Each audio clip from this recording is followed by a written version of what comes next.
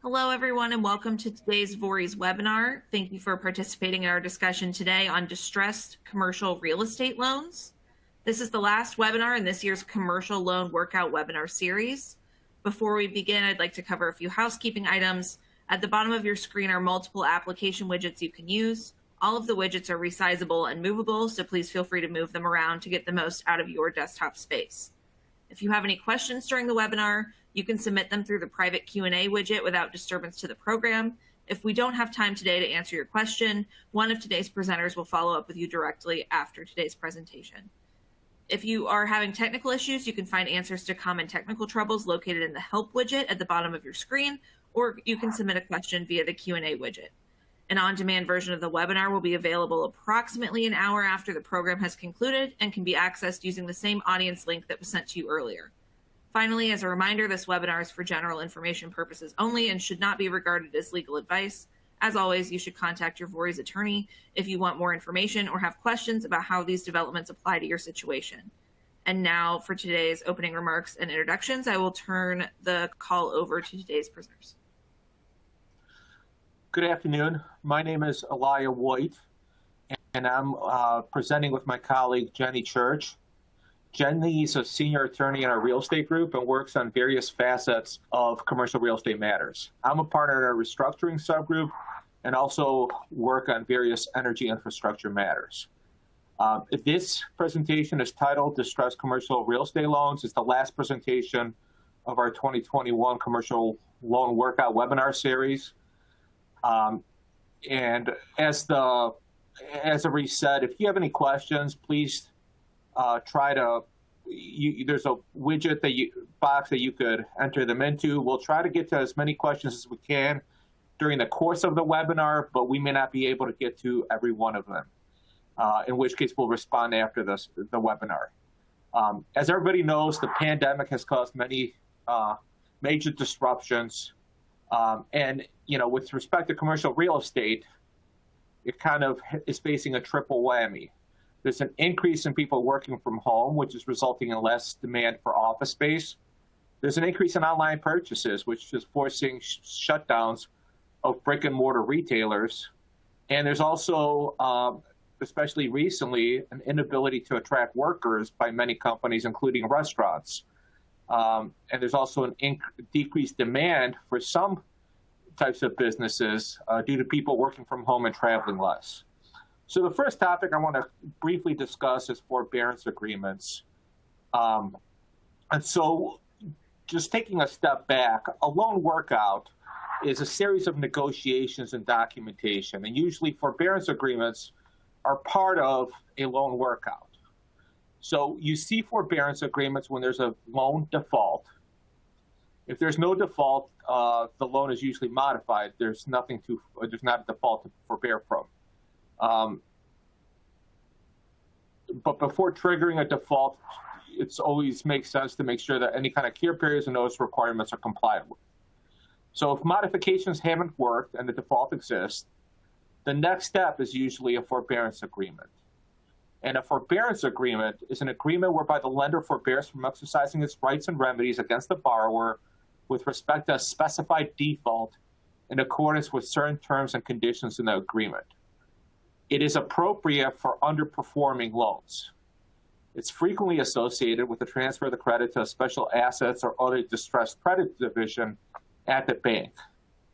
Forbearance agreements are also useful when additional time is needed to assess the viability of the credit or to formulate remedial steps toward rehabilitation of the credit.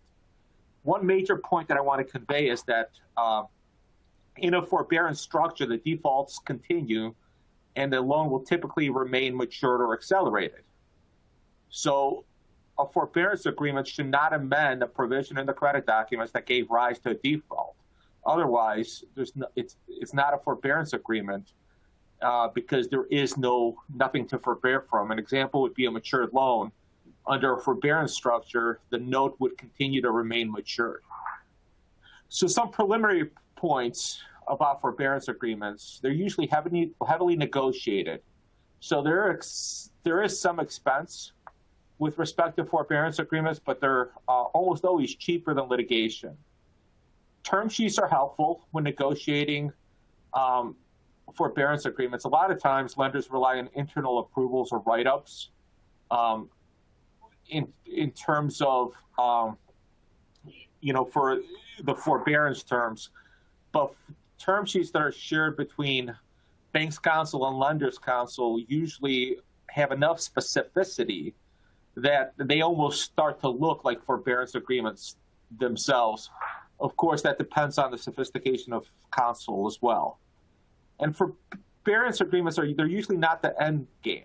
A forbearance structure is set up, but it'll be revisited many times. Usually, it's going to be amended. The structure will be amended many times as well during the course of the forbearance term. So, when are forbearance agreements desirable? There may be an operating business to save. Sometimes an orderly liquidation scenario with borrower maintaining control of the properties is the best exit option.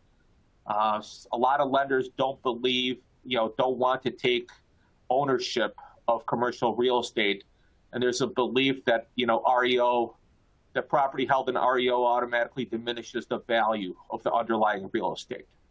Forbearance agreements can also be desirable when refinancing alternatives exist, so it's a matter of just buying some time. If additional collateral is available, when additional guarantors are available, when there are documentation problems that need to be corrected, and they can be corrected within the structure of a forbearance agreement. For example, a mortgage may not be notarized. So as part of the forbearance transaction, new mortgages would be put in place. Or there's, real estate, the property descriptions of the mortgage are invalid. There's really too many documentation problems to list, but I think Jenny and we could probably spend half an hour talking about various documentation problems. Sometimes forbearance agreements are desirable when there's potential lender liability concerns and the release of liability is of much value to the lender.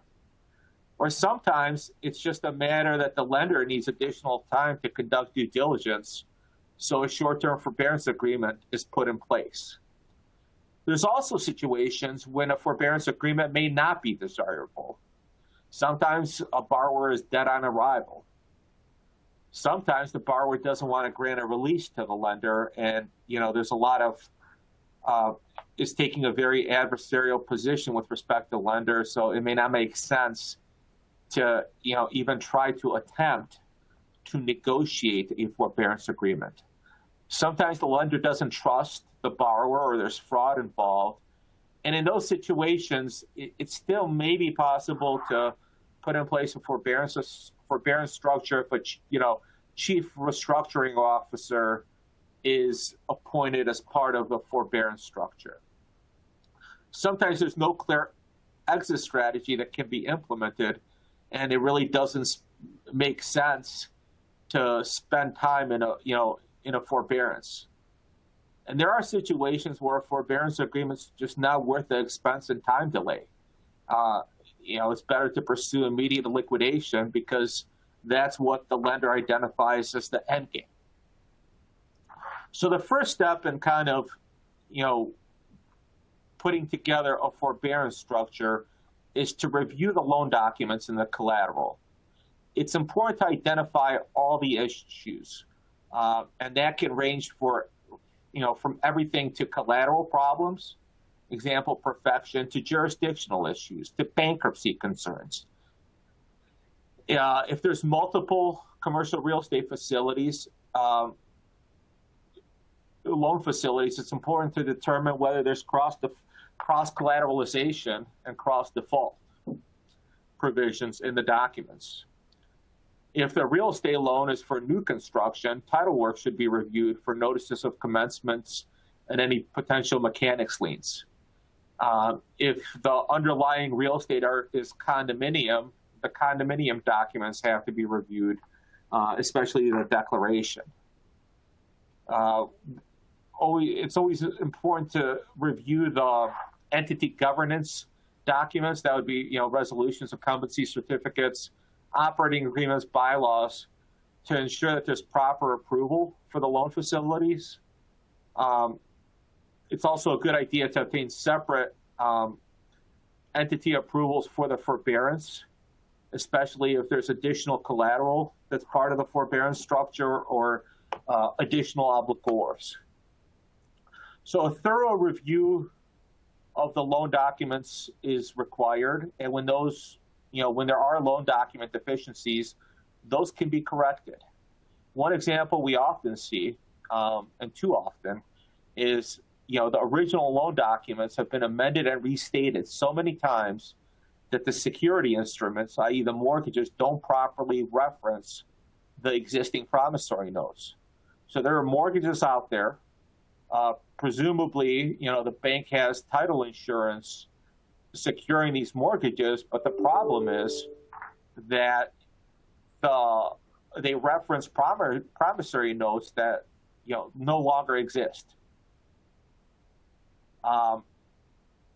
So what an amended and restated document does, I just mentioned those, is they replace prior versions. So an amended and restated promissory note replaces the prior promissory note.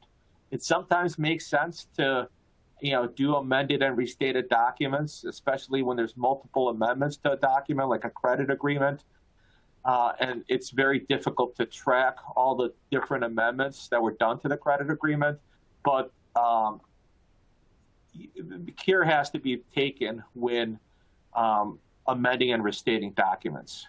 Sometimes there's collateral perfection issues. For example, deposit accounts can be held at other financial institutions, but no deposit account control agreements are in place. Sometimes there are financial reporting obligations of financial covenants that haven't been properly set forth in the credit agreement. So in the internal write-ups at the bank, there's one set of financial reporting requirements, but those don't match what's in the loan documentation. So a forbearance structure, or really any kind of workout, gives the lender a sort of a redo to fix document deficiencies, and it's important that lenders take advantage of this. So I want to briefly kind of go over elements of a forbearance agreement. Recitals, these usually establish a background for the facilities and should be explicitly incorporated as the agreements of the obligors and lender within the forbearance agreement itself. There's an acknowledgement of defaults, reaffirmation of the obligations that are outstanding. Lenders will want ratification of loan documents and acknowledgement of the validity of the loan documents, meaning that the existing loan documents are in full force and effect. A lot of times there's conditions precedent with respect to in forbearance agreements. Like any other credit facility, it's not effective until certain things are put in place, such as additional security instruments, guarantees, sometimes forbearance fees. There's a term, which is a forbearance term, and usually it should be stated as the earlier of a date certain or the occurrence of an event of default. One thing to consider with a forbearance term is whether it can be extended or the extension's automatic, and what conditions give rise to those extensions. There's fee provisions, so reimbursement of fee provisions. There's sometimes the forbearance agreement itself can be used as a document to amend the loan documents, and sometimes those are separate documents that are ancillary documents to the forbearance agreement. There's representations and warranties and covenants in a forbearance agreement. There's reporting obligations, which are usually more onerous and more frequent than the reporting obligations under the loan documents. And there's an event of default section as well. I briefly touched on this previously, but there's releases and waivers of claims in favor of lender. And a lot of times, there's, when a credit goes downhill, the borrower feels wronged and makes allegations. and against the lender. So this release will kind of clear the air, and, you know, if properly drafted, it should protect the bank on a going forward basis. There's sometimes, and I think less frequently now, but there's consensual waivers of of the automatic stay in a forbearance agreement. So if a bankruptcy is filed, you know, bankruptcy courts will review the enforceability of such waivers on a case-by-case basis, and kind of the law is all over the place depending on the bankruptcy court that you're dealing with. With respect to the covenants of the borrowers in a forbearance agreement, these are wide open, and this is a lot of times, you know, where the negotiations, you know, a lot of the negotiations devoted a lot of time as to what these covenants look like. Borrowers may need to list certain properties for sale. They may need to make, you know, principal reductions. They may have, you know, they may have to submit budgets to the lender and, you know, operate the facilities within those budgets. Typically, all obligors should sign the forbearance agreement, not just the borrower, but any kind of guarantors. And like I said previously, typically, you know, the existing defaults are not waived. You know, the exception would be, you know, when amended, you know, when there's documents that are amended and restated as part of the forbearance agreement, then, you know, any kind of defaults under the prior documents would be waived because it's a new document. And, you know, the reason why it's important not to waive existing defaults, because they could have other kind of ramifications. For example, if there's mezzanine debt, and there's a blockage period that was triggered under a standby and subordination agreement, you need that default to remain for that blockage period to remain in effect. And another thing, as part of the due diligence, it's important to review any kind of interest rate swap agreements. They're very common with real estate facilities. And, you know, to confirm that the obligations under the ISDA documents are indeed secured by the collateral. There's some other kind of provisions that I want to briefly touch on that, you know, we sometimes see. Orderly liquidation provisions. You know, so there's a specific provisions regarding orderly liquidation of the real estate. Sometimes there's refinance provisions whereby the borrower agrees to pursue refinancing. Inducements can be provided by lenders to try to encourage the borrower to comply with some of these kind of covenants. For example, you know, the lender can waive interest accrued at the default margin if certain milestones are triggered. It can forgive a portion of the forbearance fee. It can also release certain guarantors if certain milestones are met.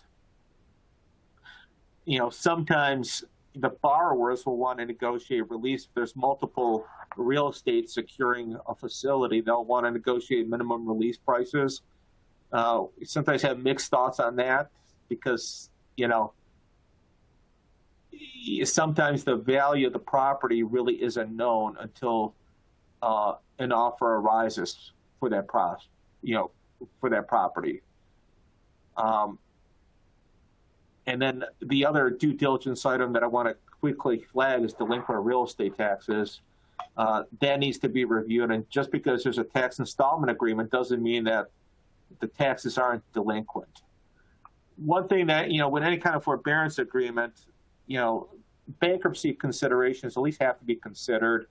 You know, everybody knows that there's a bankruptcy preference period of 90 days within the petition date. There's also fraudulent conveyance periods that should be considered. But what the forbearance agreement should also do is clearly set forth the consideration grounds in order to reduce the likelihood of any subsequent challenges under preference or fraudulent conveyance theories, especially if the lender is receiving additional collateral in connection with the forbearance structure. And upon expiration of the term, of the forbearance term, it's important to review kind of reassess the defaults that exist and determine whether there's any new defaults.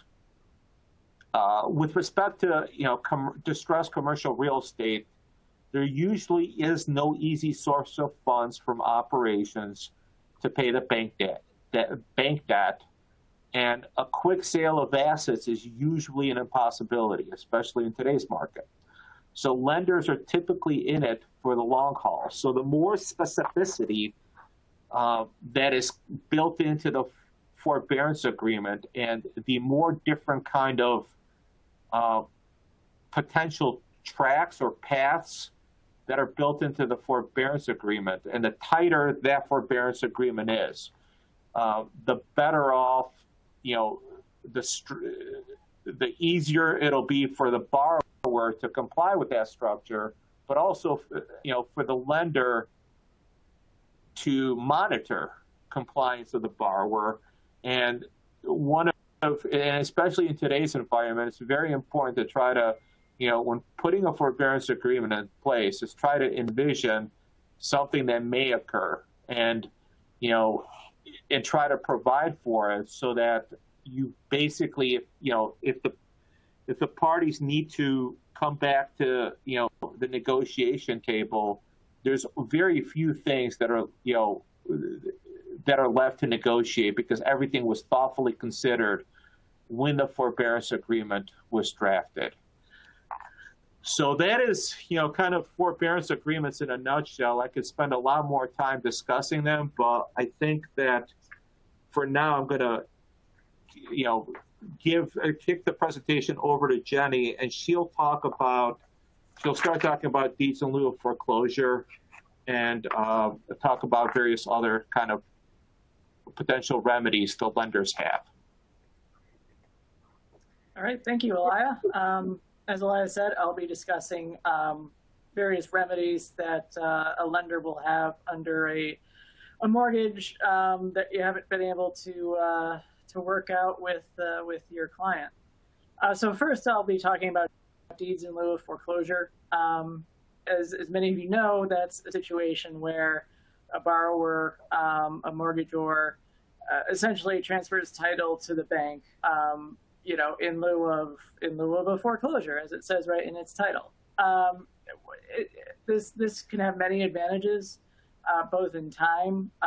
You don't have to go to court, as I'll be discussing in a little while. Going to court introduces a lot of different variables into the timeline.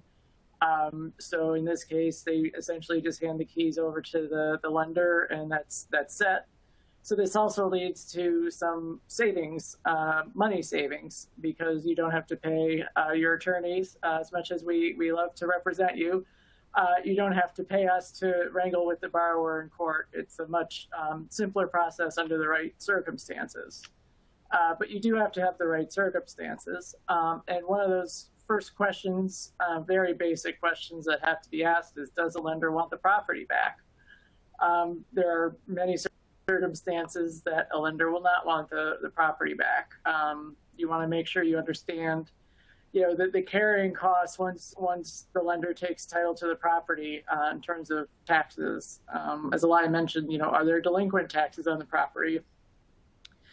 As the lender, you'll have to deal with those one way or the other in foreclosure or deed in lieu of foreclosure, but the taxes will keep piling up as long as you own the property.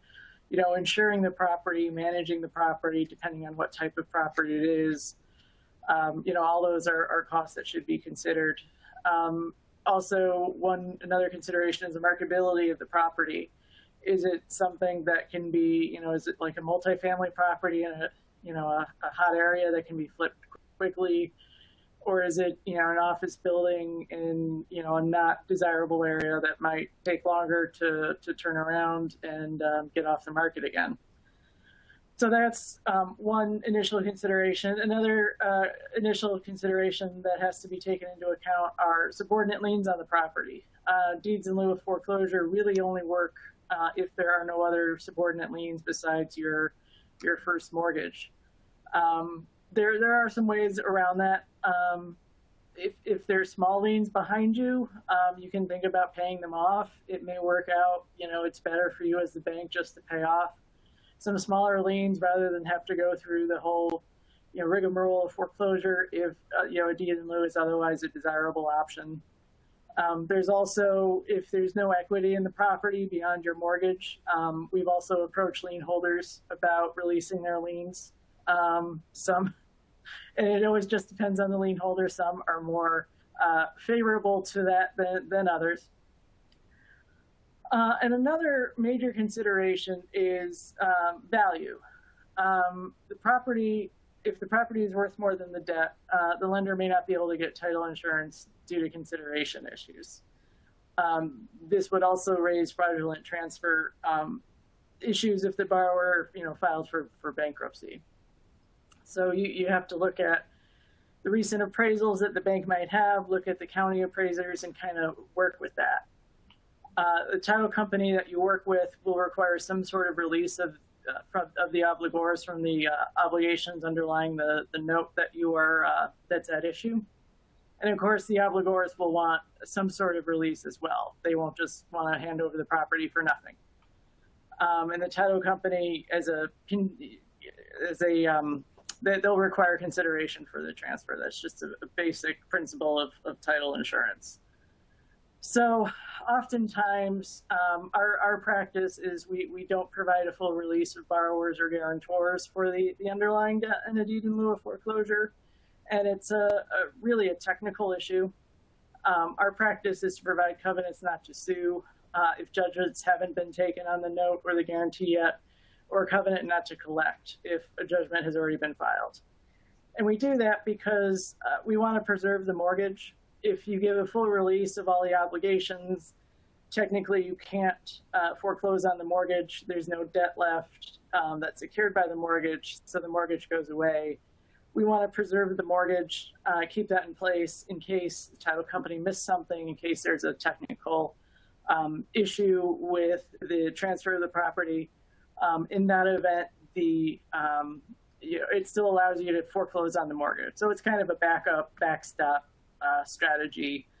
And, for the borrower, for the most part, a release or a covenant not to sue is basically the same thing. You can also couple this with a settlement. If there is some cash available from the borrower to provide, some additional money to the bank. But again, you have to look at the consideration issue again and make sure whatever cash is coming to the bank plus the value of the property is less than the debt, again, to make sure you don't have those consideration issues that we discussed before. So as I outlined, a deed in lieu of foreclosure can be a valuable tool in some situations, but you have to have the right circumstances. So the next very popular remedy is a foreclosure, of course. If the deed in lieu doesn't work for whatever reason, then in Ohio, you have to go to court. We're a judicial foreclosure state. So some initial considerations when you're thinking about doing a foreclosure and thinking about, putting the complaint together. Where are you filing? If you have if your mortgage is secured by multiple properties in multiple counties, you could consider a foreclosure in federal court. You could also consider a foreclosure in federal court if you have other jurisdictions, say if you have diversity jurisdiction, if you're an out-of-state bank and your borrower is a resident of Ohio, you can get diversity jurisdiction in federal court. Some banks prefer federal court. Their dockets are a little less crowded, but we have found that sometimes the judges don't always know what to do with foreclosures because they just don't see them as much. It's also important for your attorney who's working on the matter to take note of any particular local rules and timing matters. I just ran across one county that required a legal description to be approved by the county auditor before you even filed your foreclosure complaint. So that added about a week of time onto the timeline. And some of them just have particular local rules about, filing formats and other information be included. So that's something always important to take a look at. Another important initial consideration is title work. You always have to file title work in your foreclosure. You have to be able to make sure you know all the parties with an interest in the property, both property owners. Obviously, usually that's your borrower, but sometimes there are curveballs there. And lien holders are the other kind of most important party you want to make sure you know. Anyone that has a lien interest in the property, they have to be served, given an opportunity to answer. And if you don't do that, then their lien survives foreclosure and you're in a world of hurt there because you've just foreclosed, gone through the whole process, and you still have a lien out there. So it's important to make sure you have a handle on who all your lien holders are. So in most commercial foreclosures now in Ohio, a title commitment can be filed as evidence of the title work. This will work for industrial properties, office, retail, warehouse, and all but the smallest multifamily. The other alternative was what's called a preliminary judicial report, which used to be your only option in Ohio. They both are full title searches of the property. The difference is with a commitment, you're just paying the search fee. There's a small fee for the endorsement that the title company adds to be able to file in court, but that's it. The commitment itself doesn't provide insurance against, if the title company misses a lien, there's no insurance from the commitment itself. You'd have to either the buyer or the bank, if you take the property back at the end of the foreclosure, then buy a full title policy based on that commitment. And, then you have to pay the full premium, which is, pretty costly. On the other hand, the PJR is itself a title policy. So you're paying the full premium up front, but you don't have to then go back and get another title policy. You have coverage through the PJR itself, but it's more expensive up front. So in many cases, if you think the foreclosure might settle along the way, if you might want to appoint a receiver who might want to sell the property along the way, more or less, if there's a chance that the bank won't be taking the property back, in many cases, a title commitment makes the most sense because you're paying less up front, and you can always go ahead and buy the premium at the back end if you need to. Another issue, it seems to be becoming less and less of an issue in Ohio, are commercial dockets. This was introduced by the Ohio Supreme Court about 10 years ago in some of the bigger counties in Ohio. They've kind of gradually fallen away for various reasons. I believe Lucas and Cuyahoga counties are the only counties that still have them. Theoretically, on commercial dockets, only a couple judges handle commercial cases on commercial dockets. So these judges are more familiar with issues that are raised in commercial disputes.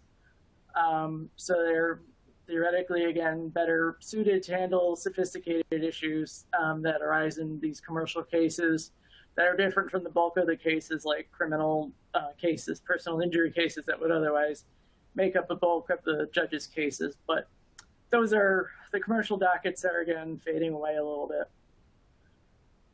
Another initial consideration would be leases.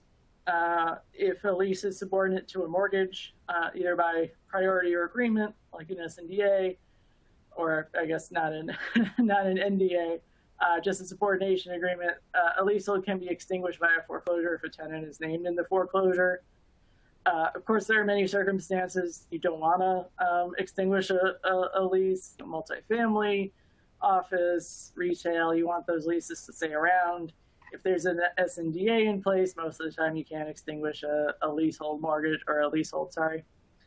But every so often there's a circumstance where there's, a bad lease in place, or, something is weird, or you want to change the use of the property, and, it would be advantageous to use a foreclosure to get rid of a lease. So that's another consideration there. In 2016, there was a House Bill 390 passed in Ohio that affected many aspects of the foreclosure process in Ohio. So I'm just bringing this up. It's been around for a little while, but if you haven't done foreclosures in a while, there'll be some things that have changed a little bit along the way, and I'll touch on those as we go through. And another initial consideration is whether to seek a receiver. And I'll be discussing that in a little while later on. One question that comes up a fair bit as we're discussing with clients whether it makes sense to file a foreclosure, go through another forbearance, things of that nature. A question we get a lot is how long? How long will it take if we file a foreclosure to get to the end? And unfortunately, it can be very difficult to come up with a good answer to that because it depends on so many factors. Is your borrower going to vigorously contest the foreclosure? Are you going to get into a lien dispute with another party in the case? How quickly is the judge going to move on motions that are filed? Do they, rule on them in a timely fashion, or do they let them sit around for a month? And I've had cases where judges moving everything along, grants rules on motions timely, and then we'll file a motion that just sits there. And also, how backlog is the sheriff's office to get through the sheriff's sale process. For a while, in the bad old days, with the last time we had a financial recession, there were backlogs of months to get property sold through the sheriff's sale. It seems that properties are moving quicker at the moment, so the moment it doesn't seem to be an issue, but all those factors kind of combine to make it pretty difficult to give a really good answer as to how long something will take. There are just quite a few variables. So the proceedings themselves, of course, you file your complaint. You have to get service on all the parties. This can be another area where you might get service, in a couple of weeks and everything's fine. Or, if someone's moved or someone wants to, be cute and evade service, it can take a little more time to track everyone down and get service on everybody. Then, of course, there's the answer period and any extensions that might come out of that. If there's any discovery to be had, it goes there. Then you have your dispositive motions, default or summary judgment. And then, hopefully you've won your case and you get your foreclosure decree there. Of course, there are some circumstances where there are disputes that don't get settled at the default or summary judgment stage, and the judge doesn't agree with your case, so you've got to go to trial. I think those are relatively rare in our world, at least, but they do happen, of course. But if your case is good and you get your motion for default or summary judgment granted and you have your foreclosure decree, then you're on to the sale and the different possibilities that now exist to handle your foreclosure sale. So kind of the default option is a sheriff's sale. This is where the sheriff handles all aspects of the sale. So they'll appraise the property. In most foreclosures, in most counties, it's a very brief and very surface level appraisal process. Usually doesn't take too long, usually isn't that expensive. But some counties do take appraisals more seriously. Cuyahoga County will, for commercial properties above a certain threshold, they will engage in a more thorough appraisal property that looks more like, the appraisals that you get on your desk. So those are, of course, more costly and take longer to complete than kind of what we call the drive-by appraisals that are done on most other properties. So that's just a note of caution. The sale has to be advertised for several weeks, and then notice of the sale goes out, and then the sale itself occurs. And this is one aspect that House Bill 390 has changed.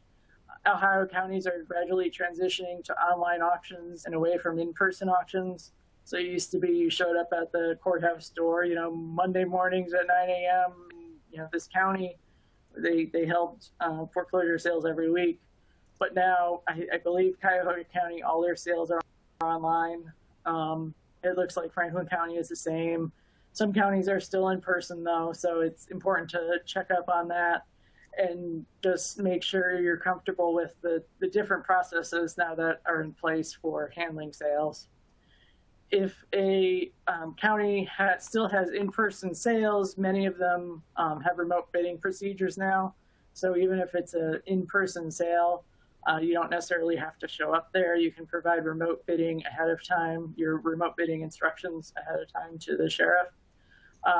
Again, this is another one where you need to check the local requirements.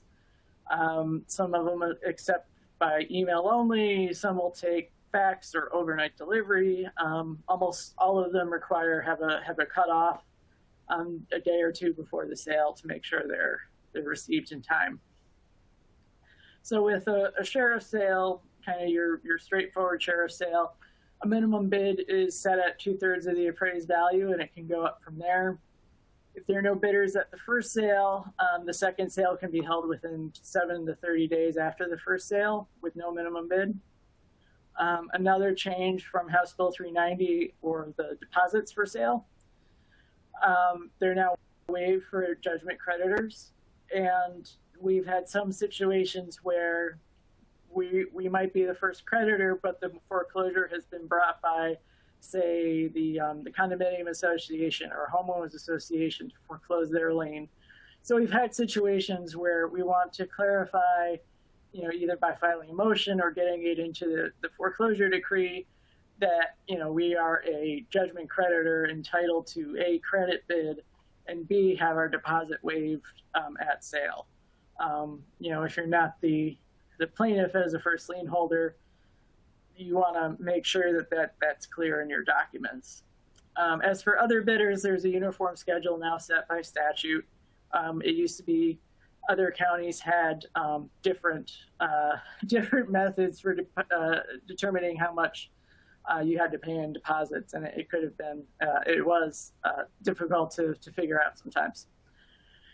So, sheriff sales are not great at marketing properties. They put their notice in the legal news that no one reads, and hardly anyone hears about it. You've got to depend on people looking through foreclosure listings, which certainly people do, but it does not get wide notice by any means. So another method that's evolved in Ohio law, again by House Bill 390, was a private selling officer. So especially for commercial properties, private selling officer can help provide better marketing for the property.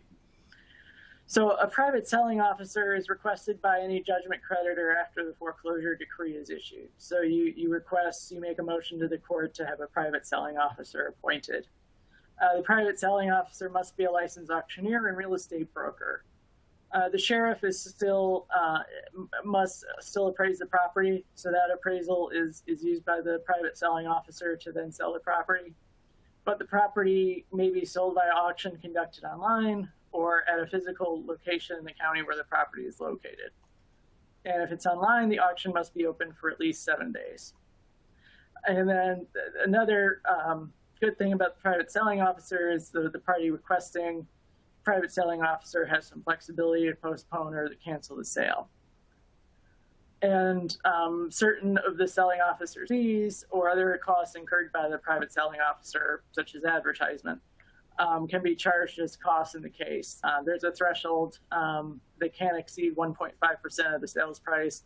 After that, they come out of the judgment creditor's pocket after the sale. And then after the sale, assuming it's successful, the private selling officer executes the deed conveying the property. The third major method to sell property via foreclosure is a receiver sale, which I will touch on shortly. So then after the sale, if you've gone the sheriff's sale route or the private selling officer route, there are a few wrap-up things to do. The right of redemption, some folks ask about this. This is where the judgment debtor can come in and redeem the property, i.e. keep the property, stop it from being transferred. In Ohio, it's available to the judgment debtor anytime before the confirmation of the sale. So it lasts pretty long in Ohio, which can be, a little scary if you're the lender or someone, bidding on the property. But in commercial cases, it's rarely exercised because the debtor must deposit the entire amount of the judgment plus interest. And if they had that money in the first place, they probably would have avoided foreclosure. So it's rare, especially in commercial cases. Otherwise, after the sale has to be confirmed, a motion will be filed, and the court will enter an order confirming the sale. This gives any party a right to object to a sale if they don't think it was done properly. But once you get your confirmation, that's the order to the sheriff to record the deed that gets prepared by the plaintiff's counsel. And that's more or less the end of your foreclosure after that deed gets recorded and all the amounts that are due are paid. So that's more or less foreclosures. Receiverships are another tool that is used quite often with foreclosures. As many of you know, they can be a valuable tool to preserve property during the pendency of a foreclosure. They have many benefits. It provides security to a lender that property is physically secured, that no one's coming in, defacing property, stealing any of the property. It provides security that rents are being collected and not diverted. You have a commercial property, you have a multifamily property. The receiver can also market property for lease or sale while the foreclosure proceeds. One note is to make sure that the receiver order entered by the court covers everything you want a receiver to be able to do. You don't want to keep having to go back to the court to get approval for the receiver to do something, as that will just slow everything down. So you want them, depending on the type of property you have, manage the property, enter into new leases, manage existing tenants, market property for sale, make certain expenditures for repairs or upkeep, and retain, whatever consultants they need, a real estate broker, property manager if appropriate, those sorts of things. However, there are potential pitfalls. One issue we have run into more than once is who gets appointed as a receiver. A bank may have a preferred receiver that it wants to have appointed, but ultimately the final decision is up to the court. The statute says that priority consideration is to be given to the receiver proposed by the lender, but this isn't binding on the court. And some courts in Ohio are more liberal than others in appointing their own preferred receiver over a receiver recommended by the lender. Even if the court's receiver might cost more than the lender's proposed receiver. So in cases like this, you can see receiver costs rising rapidly. And even we've had situations where we had an agreement with a borrower where we agreed we want X appointed as receiver, and the court disregarded that and appointed their own receiver. So those can be tricky. And a receiver does have a lot of power. So it's something to be, kept in the back of your mind when you're thinking about appointing a receiver and discuss with your counsel. So as I said, the power of a receiver to manage the property is very valuable, collect rents. But another powerful tool of a receiver is to be able to sell the property. So for a long time under Ohio law, the law was not clear on whether a receiver could sell free and clear of liens and encumbrances. So if you're going through a foreclosure, much of the time there are other liens and encumbrances that you want to foreclose out and get rid of. So a receiver that could not sell free and clear, obviously that was not as valuable a tool, but now it's clear that they are able to do that. So receivers can be very valuable for that aspect. They can conduct sales a few different ways. They can negotiate directly with a third party and enter into a purchase agreement. For the right type of property, this can be a valuable tool as it allows better marketing of properties than other foreclosure sale methods.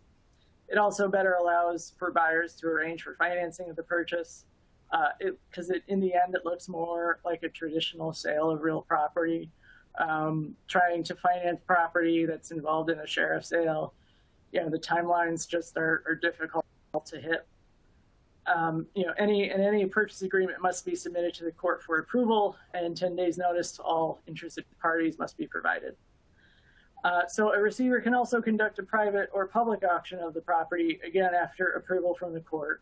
A public auction can be conducted at the property after sufficient marketing, so this gives you their opportunity to market far and wide. If they engage an auctioneer, the auctioneer has their own methods of marketing, or you could do a private auction with set bidding instructions. But in any event, all of this has to be approved by the court. The statute has relatively clear but detailed instructions as to what the receiver can do in terms of sales and when approval needs to be obtained. And one final note, for any receiver sale that we run into from a timing perspective, once you get final approval of any sale from the court, most title companies will require 30 days to pass from final court approval before they'll close a transaction. This allows for the appeal period to run. It's something, 30 days isn't too long, but occasionally it pops up and trips up people. So that's everything I had on my end. And now I'll turn it over to Alaya. Thank you, Jenny. So I want to quickly discuss a couple of recent bankruptcy code amendments which were entered as part of the COVID relief. On December 27, 2020, the Consolidated Appropriations Act, the CAA, became law. So under Section 547 of the Bankruptcy Code, certain payments to creditors within 90 days of filing of the bankruptcy petition can be clawed back. The CAA added Section 547J to exempt from such clawbacks covered payments to landlords. And basically, to qualify for the exemption, where there's a lease in place and the debtor and lessor enter into an agreement or arrangement in connection with such lease on or after March 13, 2020, to defer or postpone the payment of rent and other periodic charges under such lease of non-residential property, then the exemption applies to such covered payments. So I just want to point out the exemption does not apply to payments of fees, penalties, or interest. And this amendment applies to bankruptcy cases commenced before December 27th, 2022. The amendment is intended to encourage rent deferral arrangements between landlords and tenants. There's also one other bankruptcy amendment I briefly want to just mention. It's Section 365D4 of the Bankruptcy Code, under which a debtor has 120 days from the bankruptcy filing to assume or reject a commercial real estate lease. The CAA amended such period to 210 days. And that amendment expires on December 27th, 2022. So I want to discuss a few strategies, practice pointers to end this presentation. The first one is, especially recently, we've been entering into more pre-negotiation agreements with respect to forbearance structures. And such agreements, under such agreements, negotiations can take place while the status quo is maintained. They make clear that negotiations are not binding on the parties. The discussions are inadmissible in any legal proceeding. Either party may terminate the discussions at any time, and there's no waiver of any borrower defaults, and there's usually a reservation of rights by lender. And there's a statement in there that says that borrowers should continue seeking alternative opportunities, just to make clear that the negotiations themselves are not a forbearance. And the reason why we've been entering into more of these is because under this, during this pandemic, negotiations are simply taking longer. And what we don't want to do is get into a situation where borrowers use the fact that there's negotiations as a defense.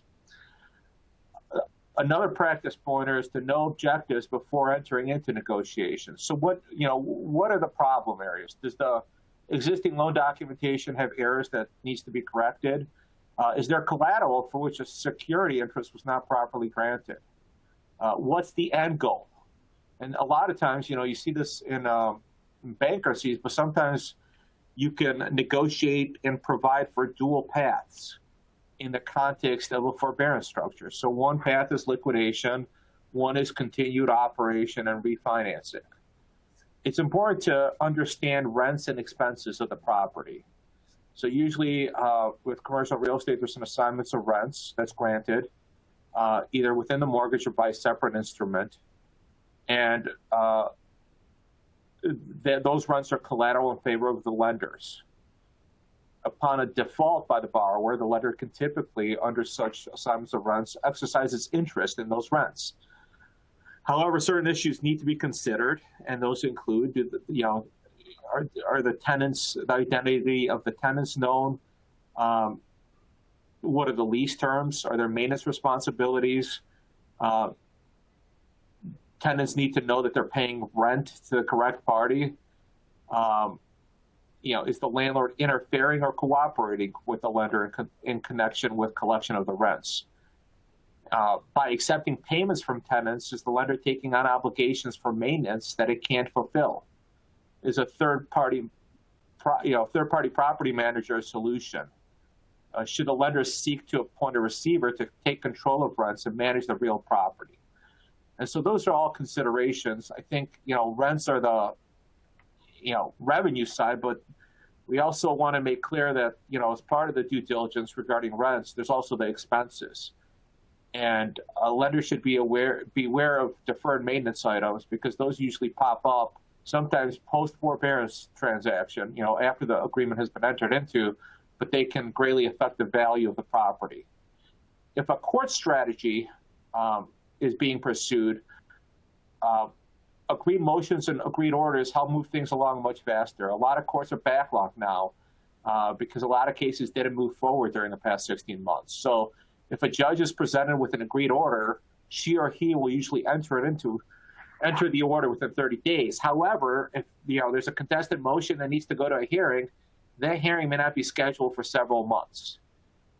Sometimes it makes sense for the lenders to incentivize the obligors to perform. So if the obligors think they can sell the property, maybe the lender would be wise to give the obligors some time prior to the, appointment of a receivership to try to sell the property. Another practice point is, don't let reimbursement of fees stand in the way of reaching agreement. A lot of times, sometimes the forbearance fees are so large that they just, they're not well received. So there's options. The payment of the fees can be deferred. And sometimes, if the lender is collecting interest at the default rate, that default rate margin is so large that fees are really secondary in the equation. We previously talked about due diligence. It's important to understand the current value of the property.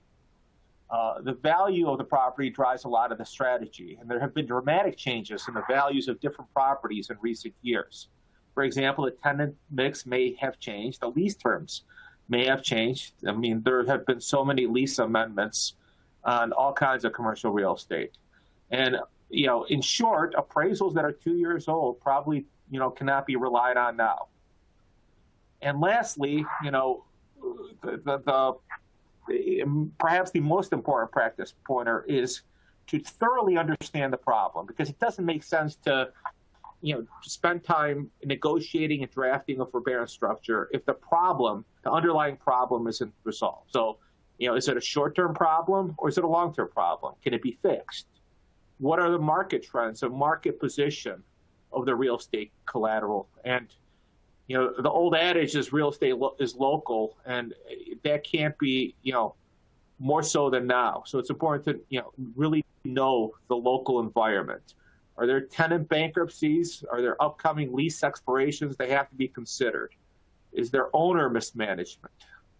And a lot of time is other projects of the owners can be looked at to see, to assess whether they're is a owner mismanagement problem that perhaps can be resolved through a receiver or perhaps through a chief restructuring officer or a property manager. But to conclude, because we just hit 3 o'clock, there really are no easy answers with respect to distressed commercial real estate. There are various considerations. We spent a lot of time in the past hour going through some of them, but there's a lot more. I want to thank you, Jenny, and I want to thank you for joining us during this seminar. And please reach out to either one of us if you have any questions. Thank you.